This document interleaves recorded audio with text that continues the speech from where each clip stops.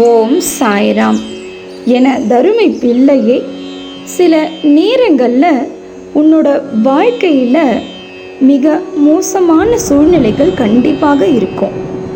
ஆனால் அதற்காக என் மேலே உள்ள நம்பிக்கையை நீ இழக்கக்கூடாது. நான் உன்னோட அருகில் தானே இருக்கேன். அதை ஏன் நீ அடிக்கடி மறந்துடுற? நீ என்னிடம் கேட்டதை விட சிறப்பான ஒரு வாழ்க்கையை நான் அமைச்சு தரதான் எல்லாத்தையும் இங்கே தயார் செஞ்சுக்கிட்டு இருக்கேன். நீ எதை பற்றியும் கவலைப்பட வேண்டாம். குறிப்பாக மற்றவங்களை பற்றி அதிகம் கவலைப்படுற. ஏன் உன் குடும்பத்தை பற்றி கூட நீ மிகவும் கவலைப்படுற. அதை நான் பார்த்துக்கிறேன்னு பல முறை சொல்லிட்டேன். நீயும் என் பேச்சை கேட்குற. மறுபடியும் எல்லா துயரங்களையும் உன் தோல்ல தூக்கி சுமந்துக்கிற. வேதாளம் முருங்கை மரம் ஏறின கதை மாதிரி மறுபடியும் அழற. நான் உனக்கு எவ்வளவு அதிசயம் பண்ணாலும் உன் மனசு ஏன் மன நிறைவாக மாட்டேங்கிறது? எல்லாவற்றிலும் திருப்தி உள்ளவனாக இரு.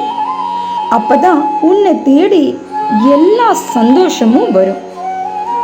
இந்த கவலை எல்லாம் உன்னோட சொந்த வளர்ச்சியை பாதிக்கக்கூடிய அளவுக்கு தொந்தரவா இருக்கு.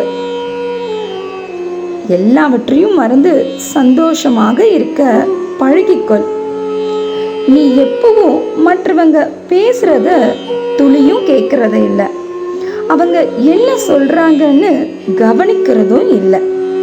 மாறா உன்னோட கவனம் எல்லாம் எப்பவும் எப்படி பதில் சொல்லணும் அப்படிங்கிறது மட்டும்தான் இருக்கு. அந்த பழக்கத்தை மாற்றிக்க. உரசாம வைரத்தை பட்டு தீட்ட முடியாது. நெருப்பு இல்லாம தங்கத்தை தூய்மைப்படுத்த முடியாது. அதுபோல நல்லவங்க எப்பவுமே சோதனைக்கு உள்ளாவாங்க. ஆனா நிச்சயம் விழுந்து விட மாட்டார்கள்.